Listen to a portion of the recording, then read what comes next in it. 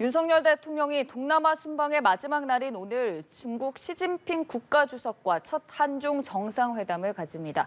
의미 있는 성과가 도출될지 관심이 모아지는데요. 한편 민주당 이재명 대표의 최측근인 정진상 정무조정실장이 오늘 검찰에 출석하면서 민주당 내부의 전운도 고조되고 있습니다. 여러 가지 정치권 이슈들 짚어보겠습니다. 김병민 국민의힘 비대위원, 박준영 숙명여대 개건교수 나오셨습니다. 어서 오시죠.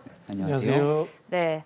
우선 외교적인 부분부터 짚어보자면 한중 정상회담이 성사됐습니다. 우리 시간으로 오늘 오후 6시에 개최될 예정인데 사실 어제까지만 해도 이 성사 여부에 대해서 계속해서 불투명한 상황에서 극적으로 2019년 12월 이후 3년 만에 한중 정상회담 열리게 됐습니다. 그 성사 배경 먼저 좀 짚어볼까요? 네, 이번 그 외교 순방 과정 속에서 한미 정상회담 그리고 한일 정상회담 또 한미일 간의 정상회담을 통한 또 좋은 결과들도 발생해서 나타난 바가 있는데요. 네. 이번 중국 시진핑 주석과의 정상회담도 과연 성사 가능성에 대한 여러 논란들 그리고 과연 가능하겠는가라는 얘기들이 있었습니다만 왜냐하면 한미일 간에 지난날에 있었던 성명으로 굉장히 고착화된 관계가 구성돼 있어서 한중 정상회담에 대한 불투명성을 언급하는 분들도 많았습니다만 이 북한 문제를 비롯한 한반도 관계 속에서 한중 정상회담이 성사가 됐기 때문에 오늘 저녁 6시에 시진핑 주석과의 만남을 토대로 북한에 관련된 이 7차 핵실험이 혹시 이뤄지는 것 아니냐라고 네. 하는 위기 상황의 문제 그리고 북한이 거듭된 미사일 도발로 영내 그리고 전 세계의 긴장을 고조시키는 행동들에 대해서도 아마 이 시진핑 주석이 미국의 바이든 대통령과 만나서 했던 여러 가지 내용들처럼 이런 복합적인 얘기들이 오늘 한중 정상회담 과정 속에서 긴 시간은 아니더라도 의미 있는 진전의 결과들을 나타낼 수 있을 거라고 생각합니다. 우선 여러 가지 얘기들이 오고 가겠지만 그중 또 가장 크게 우리가 바라보는 부분이 북핵 문제입니다. 사실 어제 바이든 대통령과 시진핑 주석이 만났을 때는 이 북핵 문제와 관련해서 중국이 별다른 입장을 표명하지 않았거든요. 오늘은 좀 어떤 입장 내놓을 거라고 보세요? 입장을 내놓기 위해서 만나는 거죠. 네. 제가 보기에는 이제 원칙적으로 보면은 정상회담 이런 식으로 하면 안 됩니다. 이게 말이 안 되는 정상회담이에요. 네. 정상회담이라고 하는 사전에 준비되고 조율되고 의제도 분명하고 끝나고 나면은 공동 성명서가 나올 수 있는 그런 식으로 준비가 돼야 되는데 이 갑작스럽게 이렇게 만난다는 것은 절차적으로 상당히 문제가 있다. 뭐 그런 생각이 들고요. 그럼에도 불구하고 저는 오늘 한중 정상회담이 가장 실질적인 성과가 나왔으면 좋겠다. 그런 기대를 가지고 있는데요. 왜냐하면은 한미일 정상회담에서 나왔던 이야기는 기존에 나왔던 이야기입니다. 기존에 쭉 되었던 이야기들이 이제 반복된 거에 불과한 거고요. 다만 이제 거기에서 좀 윤석열 대통령이 좀 나갔다 싶은 내용들은 뭔가 하면요. 동북아, 동아시아에서의 현재 이 국제정치 상황 변화가 있을 때는 공동 대응한다. 그리고 또 타이완 이야기도 했습니다. 이거 사실 좀 부담 가는 이야기입니다. 아마 중국 입장에서는 윤석열 대통령이 타이완 이야기를 했기 때문에 과연 그게 진심이에요? 이렇게 하면 묻고 싶을 겁니다. 이 동북아의 이 블록화되는 이 미국, 일본 이 과정에 한국도 이제 참여한다 이런 뜻이지 않습니까? 국제 질서에. 그러면은 중국은 당연히 물을 수밖에 없죠. 그렇게 묻기 위해서라도 시진핑 주석은 대한민국을 만나야 되는 거고. 역으로 우리 입장에서는 이 북핵 문제에 있어서 적대적인 양쪽, 북한과 그다음에 한미일 이 양진영만 존재하면 이게 해결이 안 됩니다. 누군가는 중재해주고 조정해줄 국가가 필요하지 않습니까? 그게 중국입니다. 과거에 북핵 위기가 나타났을 때 중국이 그런 역할을 해줬고요.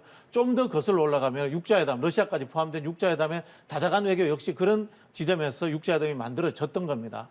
또 좀 예를 들자면 박근혜 대통령이 왜 중국의 시진핑 주석 옆에 서가지고 전순국 그 행사까지 바뀌었습니까? 중국이 북한의 역할이 분명히 존재하고 있다는 겁니다. 그런 측면에서 저는 갑작스럽게 만난 절차적 문제점을 지적을 했습니다만은 한중 회담이야말로 이번에 아세안에서 윤석열 대통령이 외교에서 가장 성과를 남겨야 될 하나의 포인트가 아닌가 그런 생각이 듭니다. 그 실질적인 성과라고 하면 북핵 문제와 관련해서 그렇죠. 북한 문제에 대해서 중국의 역할이 무엇이 되어야 되는가 부분에 대해서 아마 요청을 해야 될 거라는 생각이 들고요. 역으로 앞에서도 말씀드린 것처럼 한미일 동북아에서 블록 안보 체제에 있어서의 중국의 요구가 또 저는 있을 것이다. 그런 생각이 듭니다. 그만큼 중국의 역할이 중요할 텐데 앞서서 좀 절차적인 문제 짚어주신 거에 대해서 말씀을 해주시자면요. 네, 이번 한일 정상회담도 애당초에 단독회담이 열릴 것인가에 대한 국민적 관심이 많았는데요. 네. 결국 한일 간에도 정상회담이 열리기 시작하면서 양국 간의 관계에 조금이라도 더 진전될 수 있는 가능성을 보여 보여줬다 이렇게 평가할 수 있겠죠. 지난날 뉴욕 순방에서 정상회담 제대로 이루어지지 않은 것 아니냐라고 하면서 야당의 거친 공세들이 있었습니다. 정상회담이 성사될 수 있는 가능성이 높음에도 불구하고 그 내용에 대해서 많은 일들이 확정됐다. 혹은 양국 간에 확정적으로 결정된 내용들이 있더라도 대한민국 정부가 우선해서 발표하게 됐을 때 민주당이 어떤 방식으로 반응했는지를 고민해 보게 된다면 최종적으로 양국 간의 합의를 거친 다음 마지막 순간에 발표하게 됐던 이번 순방에 대한 내용들에서 민주당의 지난날 태도들도 한번 돌아봤으면 좋겠다 생각을 합니다. 결과적으로 한미일 간의 굳건한 공조에 대해서 분명한 확인이 있었고 또 여기에 대해서 중국이 이제 어떤 식의 반응을 가져올까가 굉장히 궁금한 대목이었는데 일단은 정상회담이 성사가 됨으로 인해서 한 걸음 더 진전된 모습들을 보였다 이렇게 평가하기는 충분하다고 보고요. 왜냐하면 북한이 거듭된 도발을 계속하고 있었던 순간 2019년도 이후로 3년 만에 회담이 이루어지는 겁니다. 문재인 정부 말기 시절에 중국과의 관계를 원만하게 이끌어내기 위해서 많은 공을 들였음에도 불구하고 회담이 성사되지 못했던 지난날까지도 그 역사가 함께 이어오고 있는 겁니다.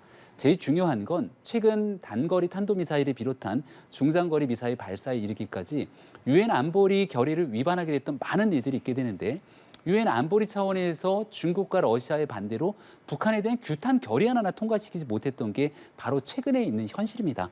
특히 우크라이나 전쟁에서 미국과 중국의 정상이 만나서 핵 무기 사용만큼은 절대로 안 된다. 이 내용에 대한 합의까지 이끌어냈던 만큼 북한의 이와 같은 핵 무력 시위 등에 대해서 단호하고 분명한 입장에 대한 내용들이 조금 진전되게 나왔으면 하는 바람을 갖고 있습니다. 네, 그럼 이번에 김건희 여사와 시진핑 주석의 배우자 간의 만남도 이루어지나요? 이 내용을 좀 지켜봐야겠죠. 펑리위안 여사가 워낙이나 지명도가 높은 인사이기 때문에 과거 김정숙 여사가 성악 출신이고 펑리위안 여사가 가수 출신이기 때문에 음악이라고 하는 공통분모의 관심사가 있었다 이렇게 관심이 집중됐던 적이 있습니다. 김건희 여사는 문화예술에 관련된 그 전문가로서 전시 등 많은 관심들을 갖고 있는데요. 만약 이렇게 영부인 간의 만남을 통해서 뭔가 외교적인 장이 열리게 된다면 문화예술이라고 하는 공통된 관심사를 중심으로 한중 간의 관계가 꽤나 경색돼 있습니다.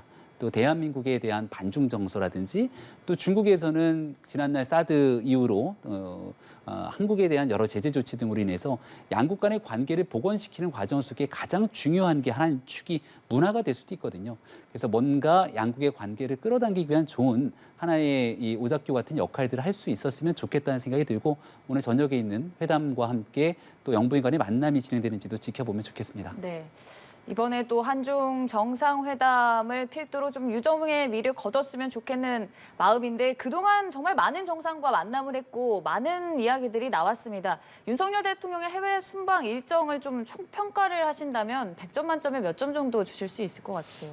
글쎄요, 이번에는 낙제는 면하신 것 같습니다. 네. 예, 60점은 넘으신 것 같은데요. 왜냐하면요, 한미일 공조체제라는 것은 꾸준히 해왔던 이야기입니다. 거기에 대해서 저는 개인적으로 비판적인 시각을 갖고 있습니다만은 정부의 기조라고 하니까 그 부분에 대해서는 인정을 해줘야 될 것 같은데요. 앞에서도 지적드린 것처럼 지금 이제 외교안보실이 제가 보기엔 주도하는 것 같은데 의전적인 절차에 의한 제대로 된 정상회담이 아니고 이벤트 하듯이 게임 하듯이 이렇게 하시면 안 됩니다. 국제관계라고 하는 것은 아주 안정적인 약속입니다. 안정적인 약속을 하는데 회담이 될 수도 있다, 안 될 수도 있다. 그게 뭡니까 이게? 이게 나라의 국격의 문제입니다. 제가 보기에는 외교부 이 관료들이 주축이 돼서 한다면 절대 그렇게 하지 않습니다. 프로토콜 철저하게 지켜가면서 완벽하게 할 겁니다. 근데 지금 제가 느끼는 거는 외교안보실이 주도하고 있기 때문에 억지로 만들어 가려고 하고 이걸 또 외교 역시 또 이벤트적인 것처럼 하려고 하는 거예요. 제가 앞에서도 말씀드린 것처럼 한미일 안보 체계를 이야기했습니다. 당연히 중국이 불만이 있을 겁니다. 그럼 마지막 날 가서 중국에 가서 그거 털어낸다. 이런 식으로 이제 이벤트 짜듯이 짜는 거예요. 이거 아닙니다, 이거. 이거는 안정적인 국가 운영 방식이 아니고 상대 국가에 대한 결례일 수도 있습니다. 그런 부분에서 이번에 좀 돌아오시면은 이 일방적인 하나의 좀 일정이라든가 정책을 잡고 있는 외교 안보 라인에 대해서 하다못해 국민의힘 내부에 오랫동안 이런 경험 있는 분들의 의견이라도 들어보시면서 좀 수정할 필요가 있다. 이런 말씀을 드리고 싶고요.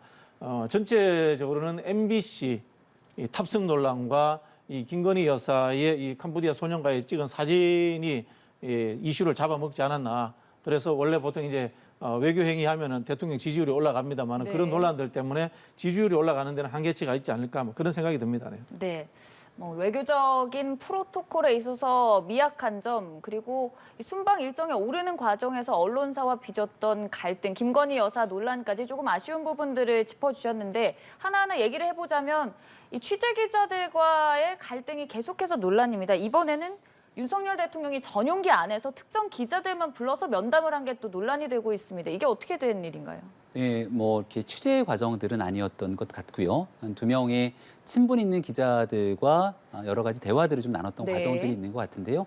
이제 보통 순방을 다 마치고 돌아오게 되면 돌아오는 기내에서 대통령의 브리핑이나 이런 일들이 있게 되는데 순방을 다 마치고 돌아오는 비행기 과정들은 아니었죠. 캄보디아에서 또 발리로 이동하는 과정들이 있었던 것이고, 네, 지금 떠나기 전부터 이제 언론사들과의 여러 가지 설왕설래하는 내용들이 있다면 대통령실의 이제 홍보수석실 이 내용들을 총괄 관찰하는 과정 속에서 특정 기자가 매체의 성향이라든지 이런 내용들과 무관하게 여러 사람들에게 그런 혜택들이 주어지지 않게 되면 그 안에 있는 언론 기자들 분위기가 술렁일 수밖에 없는 것은 매우 지극히 자연스러운 일일 겁니다.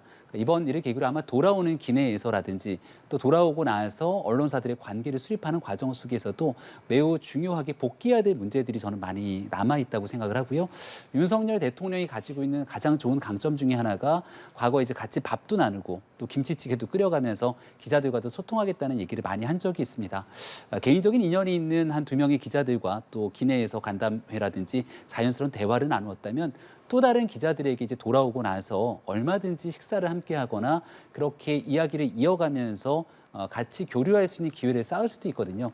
언론과 뭔가 척이 지는 방식처럼 이렇게 계속 정부가 대립각에 서게 되면 앞으로는 좋은 행보 속에서도 많은 일들이 어려움을 겪을 수도 있기 때문에 대통령실에서 보좌하는 이 전적으로 보좌하는 참모진들의 역할이 중요할 겁니다. 앞으로 어떤 식으로 언론과 또 유기적이고 협조적인 관계를 잘 이끌어 나가게 될지 대통령이 갖고 있는 특강점들을 좀 잘 보여줄 수 있는 그런 관계 형성이 중요하다는 말씀 함께 드립니다. 네, 일부 언론 단체는 김은혜 수석 등 고발 조치하기도 했거든요. 이게 만약에 두 언론사 아닙니까? 두 언론사를 개별 면담했는데 그 면담하는 기사가 나온다. 이러면 이제 특혜 시비가 안 일겠습니까? 뭐 기사가 안 나온다면 뭐 알 수 없겠습니다만은 그래서 이제 오해를 살 만한 행동을 안 해야 돼요. 오해를 살 만한 행동을 안 해야 되고 이게 만약에 특혜처럼 된다면 이제 공사 구별이 안 된다 이런 이야기가 나왔을 거라 이런 생각이 들고요. 대통령께서 MBC를 비롯해 가지고 갈 때 탑승하지 않았던 언론사 3곳을 탑승해서 데리고 왔더라면 얼마나 좋았겠어요, 그죠? 이 갈등도 풀어지고 대인배다 뭐 이런 이야기도 나왔던 텐데 참 아쉽죠. 늘 이 언론과의 문제는 이제 긴장 관계지만 공적인 영역에서 접근해야 되는 겁니다. 뭐 우리도 이제 언론사하고 같이 하고 있습니다만 여기서 제가 사적인 이야기를 할 수는 없지 않습니까, 그죠? 그런 부분들을 좀 생각하셔야 되겠다는 생각이 들고 대통령이 경험이 없다는 것을 인정한다고 치더라도 김은혜 수석이라든가 경험 많은 분들이 대통령을 설득하고 끝까지 쓴소리를 아끼지 않음으로 인해 가지고 이런 부분들을 좀 제대로 바로잡아야 되지 않나 그런 생각이 듭니다. 네. 그렇지 않으면 그만두셔야죠. 네, 또 아쉬운 목소리를 내주셨던 부분이 김건희 여사와 관련된 문제입니다. 사실 뭐 여러 가지 행보를 보였는데 이 중에는 비공식 일정도 있었고 또 중간중간에 사진이 공개되고 이 부분에 대한 논란도 있었는데 가장 아쉽게 생각했던 부분이 어떤 부분이었습니까? 그냥 비공식 일정 하셔도 돼요. 그리고 본인 네. 그 컨셉대로 하셔도 되는데 그걸 왜 미담 사진이라고 사진을 냅니까? 사진을 내니까 문제가 됐던 거고요. 앞서서도 이제 김건희 여사와 이제 시진핑 주석의 부인이죠, 그죠? 펑리안 여사의 만남 이야기도 하는데요. 솔직히 한국 언론이 타블로이드 비슷하잖아요. 이건 뭐 연예인들 만나는 것처럼 다루지 이 영부인들의 문제가 어떤 뭐 정치적인 교류라든가 정치적 이미지 이런 거까지 수준이 안 돼요. 제가 보기에는. 우리 이번 사태에서 흔히 나왔던 이 제클린 케네디 이야기가 나오는데 제클린 케네디가 그냥 뭐 미모였다, 뭐 의상이었다 이렇게만 한국 언론에서 이야기하는데 제클린 케네디가 상징하는 청년 정치의 문제라든가 미국에서 최초로 영부인으로서 봉사 프로그램을 만든 사람이에요. 그런 것들 어느 군데서도 다뤄주잖아요. 한국 언론 자체가 전부 다 이 연예인 다루듯이 영부인을 이렇게 다룬단 말이에요. 그런 속성을 알았더라면은 김건희 여사도 좀 조심했어야 되지 않는가. 뭐 그런 생각이 들고요. 그리고 이 정치인 또는 배우자의 이미지 메이킹이라고 하는 정치적 홍보 문제도 여러 가지 하시면 안 돼요. 나토 갔을 때는 패션, 또 여기 와서는 또 뭐 흔히 하는 말로 사회적 약자 이런 부분 아닙니까? 그러니까 이게 단발적 이벤트 하는 것처럼 보인다. 그런 이야기가 나오는 거고 또 그 과정에서 과거에 어떤 뭐 특정 배우를 오마주하는 그런 느낌이 든다. 이렇게 이제 비판을 받는 겁니다. 비공식 일정하는 것까지 좋다. 그런데 심장 질환을 앓고 있는 아이를 안고 사진을 찍고 이거를 좀 퍼뜨리는 것 자체에 대한 비판적인 시각을 제기해 주셨는데요. 일단은 민주당의 최고위원인 장경태 의원이 이 내용들을 쭉 나열하면서 문제를 제기했던데 그 본질에 대한 내용들은 쏙 빠져 있고 외모, 이미지에 대한 내용들만 부각하면서 조금 전에 부원장님이 비판했던 내용들을 민주당 최고위원이 그대로 행태를 보여주고 있다 이렇게 생각을 합니다. 김건희 여사에 대해서는 지난 뉴욕 순방 당시에는 고민정 최고위원이 가기 전부터 거길 왜 가냐 이런 방식으로 얘기를 해서 논란을 자아낸 바가 있었죠. 대통령 배우자의 역할이 있을 것이고 또 그 역할 속에서 사회적으로 그늘지고 소외된 분들과 함께하겠다는 뜻을 늘 밝혀온 바가 있습니다. 일각에서는 대통령 그 해외 영부인들의 배우자 프로그램이 있는데 그 배우자 프로그램이 왜 빠졌냐 이렇게 또 지적하는 분들도 있는데요.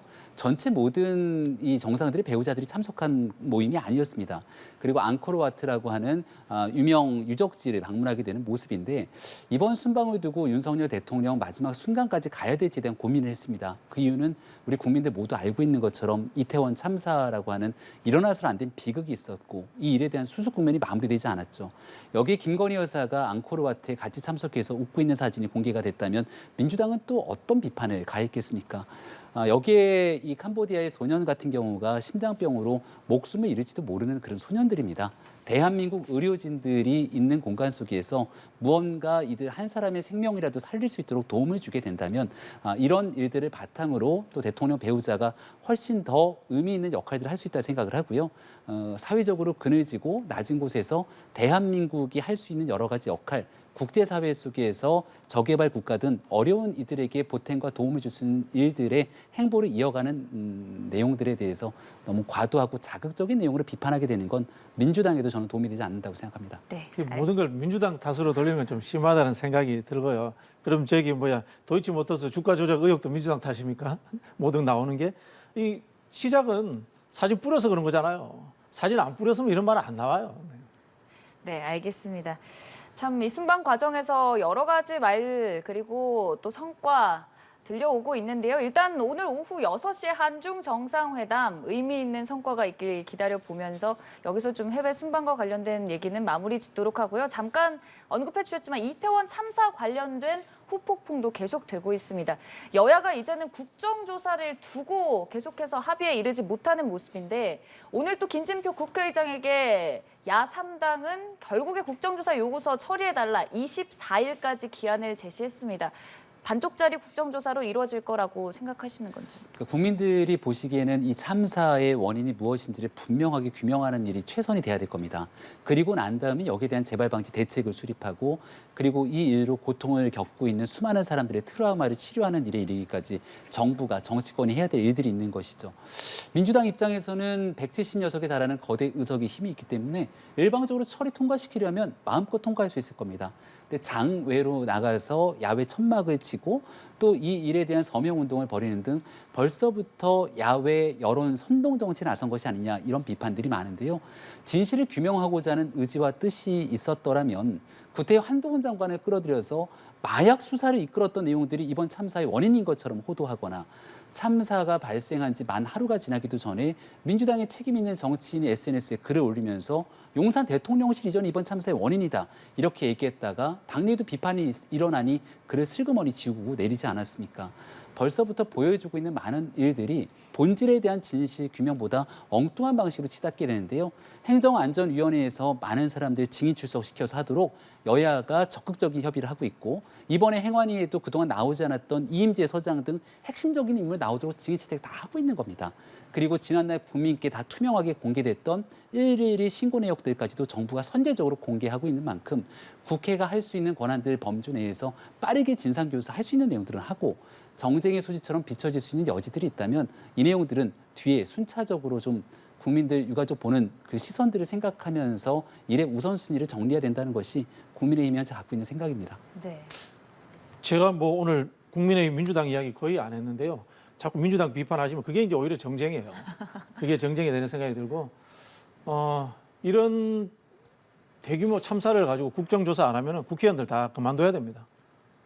정부가 하고 있기 때문에 안 한다? 정부하고 국회하고 다른 겁니다. 정부는 행정부고요. 국회는 흔히 하는 말로 대의기관입니다. 행정부를 감시하고 견제하라고 그런 거 하라고 있는 거예요. 국정조사 하라고 국회라는 조직이 있는 겁니다. 이건 여야의 문제가 아니고요. 저는 이 조사를 하는 과정에서 주제 문제라든가 대상자 이런 것들을 가지고 갈등할 수 있다고 봅니다. 근데 국정조사를 안 하겠다고 하는 것은 이거는 국회의원 할 자격이 없는 사람들이라고 봅니다. 저는 그런 부분에서 당연히 국정조사는 이루어져야 된다. 그 말씀을 드리고 싶고요. 조사와 수사는 다릅니다. 수사는 법률적인 문제에서 범죄 요건을 찾아내는 것이고요. 조사라고 하는 것은 구조적인 인과관계들을 찾아내는 것입니다.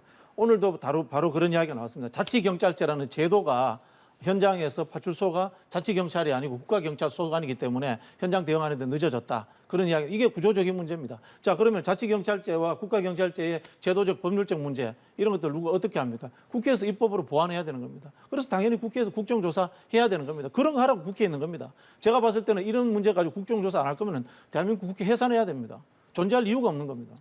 근데 국민의힘이 지금 어찌됐든 국정조사를 받아들이지 않는 상황에서 24일까지 김진표 국회의장에게 민주당과 야당들이 요구했던 국정조사 요구서 결국 단독으로 좀 될 거라고 보시는 건지. 제가 보기에는 국민의힘이 참여할 수밖에 없을 겁니다. 아, 네. 왜 참여할 수밖에 없냐면요.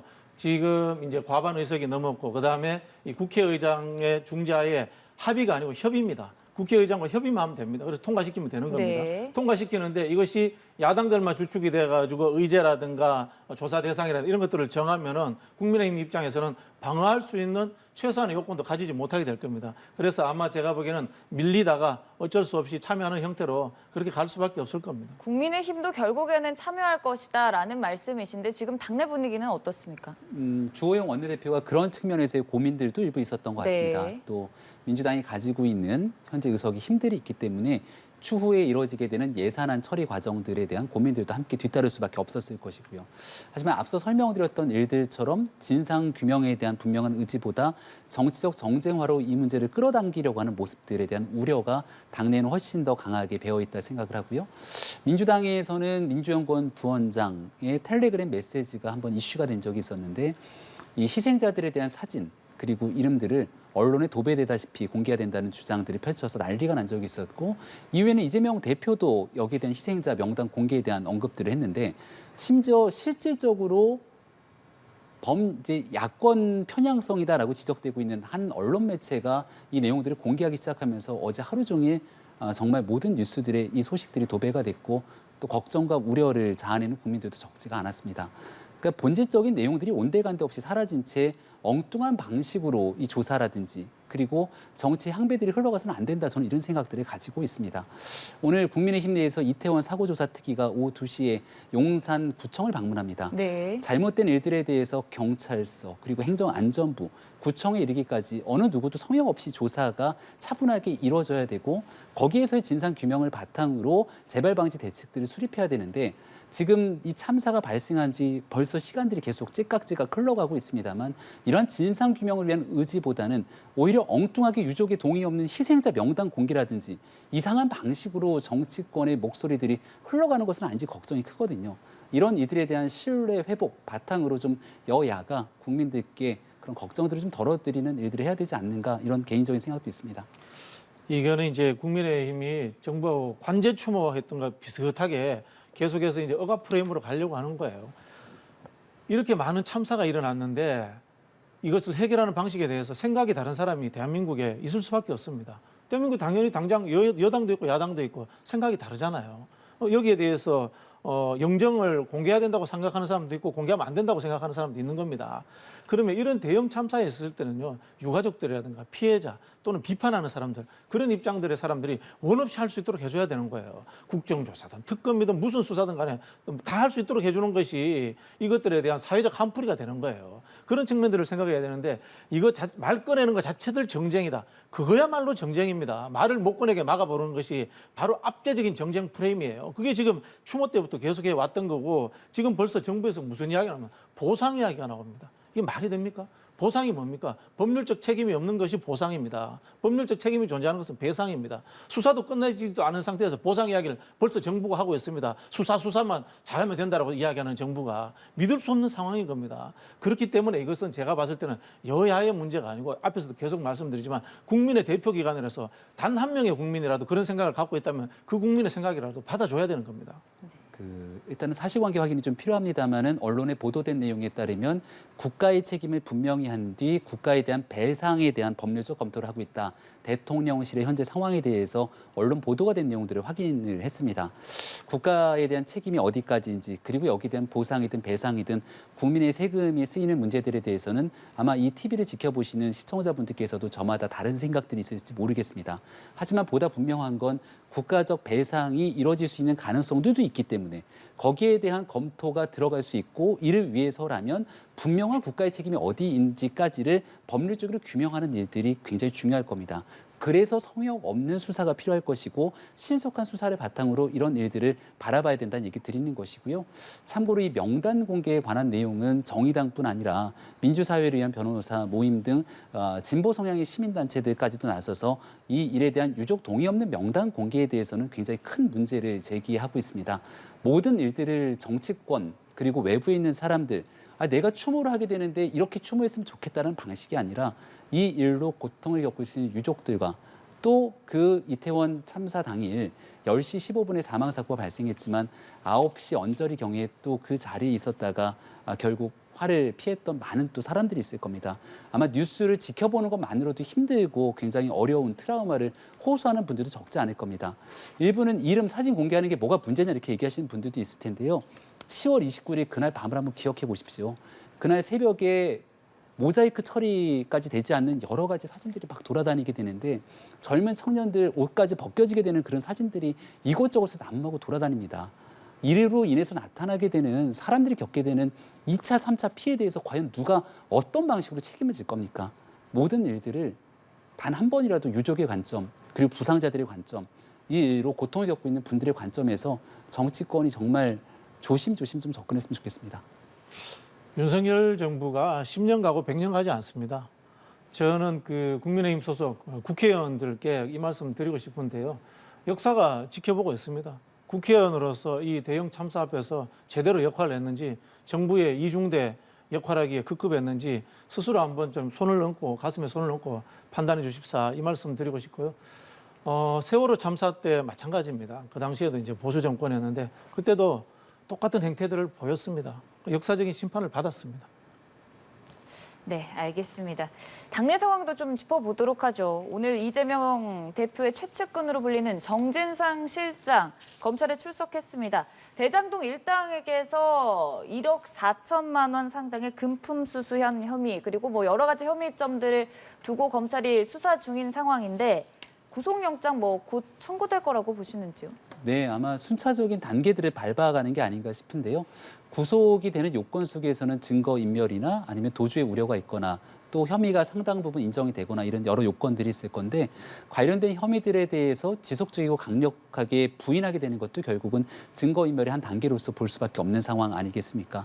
정진상 실장은 시종일관 관련된 내용들을 부인하고 있는 터인데 관련된 중요 관계자들이 일부 구속이 돼 있고 또 그 진술들이 계속 쏟아지는 것 같습니다. 말씀 주셨던 1억 4천 금품 수수 내용들도 있습니다만 최근에 나왔던 게 428억 이 저수지의 돈처럼 넣고 본인들이 가져가도록 했다라고 하는 내용들을 부정청탁 후 수뢰에 관한 내용으로 아마 보고 있는 것 같고요. 유동규 씨와의 관계 속에서 진상이형 이런 얘기들이 나오던데 유동규 전 본부장이 얘기하고 있는 바들에 대한 진술들이 여러 가지 나오고 있는 것 같고 휴대전화를 버리도록 하는 등 증거인멸을 교사한 것 아니냐 여러 내용들이 겹쳐 있는 것 같습니다. 지금은 이제 검찰이 수사 상황들만 지켜보고 있기 때문에 사건의 진실을 알 수는 없겠습니다만은 최종적으로 구속영장을 청구하게 된다면 거기에 대해서 법원이 어떤 판단을 하게 되는지 여부에 따라서 이 수사가 진행되는 그 확대 범위들이 결정되지 않을까 싶습니다. 네, 민주당 의원들은 어제 대검을 항의 방문하기도 했는데 아무래도 지금 검찰의 수사에 대해서 좀 불만의 목소리가 많은 상황이지 않습니까? 그렇죠. 그 검찰을 항의 방문한 거는요, 정진상 실장 문제뿐만이 아니고 전체적인 이 야권에 대한 그리고 문재인 대통령 시절에 있었던 정책적인 부분들에 대한 과도한 네. 수사라든가 그다음에 또 이제 구속영장 청구 얼마 전에 그 서욱 장관이랑 이런 분들이 이제 풀려났었지 않습니까? 이런 부분에 대해서 불공정함을 규탄하기 위해서 오늘 이제 이 방문을 한 겁니다. 네. 네. 이번 이 정진상 실장과 관련된 여러 가지 수사가 이루어지고 있지만 뭐 앞서 김병민 비대위원께서 말씀해 주셨다시피 4가지 혐의점들이 대장동 일당과 관련된 혐의들이 좀 주를 이루고 있고 여기에 압수수색 영장에 이재명 대표와 정치적인 공동체라는 부분을 명시했거든요. 어떤 의미로 좀 받아들여야 될까요? 검찰이라는 이제 기소하는 기관이 그런 표현 쓰면 안 되죠. 그럼 뭐 저희도 뭐 제가 밖에 나갔으면 사소한 문제에서 우리 뭐 연합뉴스 공동체입니까? 이게 검찰이라는 이제 기소하는 기관이 저는 그런 표현을 쓰면 안 된다는 생각이 듭니다. 자, 이게 왜 어떤 느낌이 드냐면요. 박근혜 대통령과 최순실 때 경제 공동체라는 이야기가 나왔지 않습니까? 경제 공동체는 뭡니까? 뇌물을 받았다. 뇌물이 공유됐다라는 경제적 이익이 존재한다라는 법적인 이 흔히 하는 말로 문제가 될 만한 것들로 해석이 되기 때문에 경제적 공동체라는 표현을 쓴 겁니다. 정치적 공동체가 돈 받았나요? 아니지 않습니까? 이 표현은 굉장히 자기적이고 이미지를 이상하게 그렇게 만들어가는 아주 좋지 않은 표현이다. 검찰에서는 쓰지 않아야 될 표현이다. 저는 그런 생각입니다. 정치적 공동체는 당에 같이 있는 사람은 다 정치적 공동체입니다. 공동체를 넘어서서 정당은 결사체라는 표현까지도 씁니다. 그러면은 흔히 하는 말로 뭐 이분의 죄 여부는 모르겠습니다만 민주당 당원 100만 당원이 다 그러면은 다 공범 뭐였어요 의혹이 있는 겁니까? 이거는 정말 야당을 탄압하려고 하는 교묘한 표현이다. 저는 그런 생각이 듭니다. 네. 이런 비판에도 불구하고 정치적 공동체라고 명시한 이유는 뭘까요? 수사에 대한 상황들을 지켜보게 되면 왜 그런 주장들이 펼치는지가 나오지 않을까 싶은데요. 지금은 나오고 있는 언론 보도의 단서들을 가지고 저희도 유추할 수밖에 없는 상황인 것 같은데 한때 천화동인 1호에 대해서 절반은 그분 것이다라고 했던 내용들이 나왔는가 하면 최근에는 428억 원을 저수지처럼 놓고 꺼내 쓰게 되는 그리고 그 돈의 주인이 누구인가가 그 핵심적인 내용인 것 같습니다. 이재명 대표 측에서는 이 내용 그 유동규 본부장 것이다 이렇게 주장하는 것 같은데 누가 봐도 유동규 전 본부장이 그 428원 본인 거면은 지금 이 같은 상황 속에서 이렇게 흘러가거나 나오고 있는 내용들이랑 조금 거리가 있는 행동들을 보이고 있다 저는 이런 생각이 드는데요. 결과적으로 그 돈들을 마련했던 천화동인들의 절반이라고 하는 금액 세금을 다 떼고 났을 때의 이제 거래 비용 등을 제하고 428억이라는 건데 그 돈의 주인이 누구인지 저는 이 내용이 핵심이라고 봅니다. 그래서 그 돈을 두고 함께 뭔가 나눠 쓰려고 했던 혐의들에 대한 내용들이 이제 검찰이 진실을 규명해가는 과정인 것 같은데요. 돈을 받은 적이 있냐 없냐 이런 얘기를 갖고 묻기 시작한다면 박근혜 전 대통령 30년이 넘는 형에 선고됐는데 본인이 직접적인 돈을 받은 것은 없었었죠. 네. 네. 박근혜 전 대통령까지 얘기를 해주셨는데 사실 뭐 이런 상황이다 보니 이재명 대표에게도 곧 수사의 망이 향하는 것 아니냐는 전망도 제기되고 있습니다. 뭐 이제 검찰에서 그런 프로세스를 만들려고 하는 것 같아요. 근데 뭐 수많은 이야기들을 다 했습니다만 이게 유동규 씨와 남욱 씨의 증언 외에는 현재 증거가 나온 게 없습니다. 증언들을 쫙 펼쳐놓고 있지 않습니까? 언론에다가 흘려가면서 지금 이번에 이 대검을 항의 방문한 대표적인 내용이 이 수사 사실을 공표하고 있다. 그 이야기를 지금 문제를 삼아서 항의 방문했던 거거든요. 그렇게 하면서 이제 끌고 가고 있는 겁니다. 다만 이제 중요한 것은 과연 이게 재판으로 갔을 때 유죄가 나올까? 저는 그렇지 않을 거라고 봅니다. 근데 앞서서 김병민 비대위원께서는 박근혜 전 대통령이 돈을 받지 않았음에도 실형이 선고됐다는 점을 좀 말씀을 해주셨는데 정치적 공동체는 돈 받는 게 아닙니다. 돈과 관련이 없습니다. 네. 네. 참 이런 상황이다 보니 여야가 이번 수사 과정을 두고도 대치를 이어가는 상황입니다. 역시나 이재명 대표에게 수사의 망이 갈 것이라고 보시나요? 네, 이재명 대표와 연결돼 있는 수많은 사람들의 일들입니다. 그리고 대장동에 관한 일은 성남시장 시절 최종적인 의사결정권자인 이재명 당시 시장의 의지가 아니었다면 이런 일들이 성사되기 어려웠을 거다라고 보는 게 일반적이라고 생각을 합니다. 그래서 지금 다른 사람도 아니고 제1야당의 대표이기 때문에 저희도 상당히 좀 조심스럽고 또 국민들께서도 여러 가지 내용들에 대한 고민들이 많으실 거라 보는데요. 이재명 대표 개인적으로 문제가 있다고 확인이 된다. 이런 내용들이 만약 조금씩 드러나기 시작한다면 민주당 차원에서도 고민이 필요하지 않을까. 벌써부터 나오는 언론 보도를 보면 아니 왜 정진상 실장이라고 하는 한 사람을 지키기 위해서 민주당 전체가 스크럼을 짜야 되는 것이냐 이런 방식의 내부 여론들도 상당히 하나둘씩 흘러나오는 것처럼 비춰지는데 민주당이 만약 정진상 실장이 구속되고 그리고 수사의 칼끝이 이재명 대표까지 향해 가게 된다면 지금 있는 지도부 상태 속에서 정치를 더 해나가야 될 것인지에 대한 깊은 고민이 필요한 시점이 될 거라고 봅니다. 지도부에 대한 고민까지 해야 된다는 말씀을 글쎄요, 주셨는데요. 저는 그런 생각이 드는데요.